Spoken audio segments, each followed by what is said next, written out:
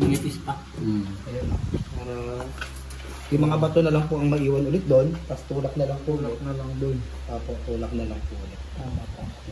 At saka yung darak niya sir, pino naman po. Apo. D1 naman po yung ano natin. Ngayon sir, kung ano, yung andito po yung mga broken rods na iba. Dito po siya nalalagay.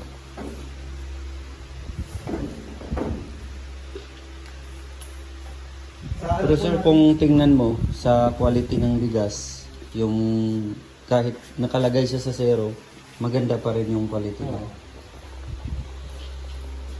Maganda ano. Magdala tayo ng alay na... Yung bagong ani. Oo, bagong ano. Mas Bagong maganda po ani. kung sariling palay nito. At saka naibilad. Ito ano parang hindi to naibilad na Ang ano mahal pa po nakuha. Sa Nueva Ecija pa yan nabili. Try ko, pag uwi ko sa probinsya, magdala ako.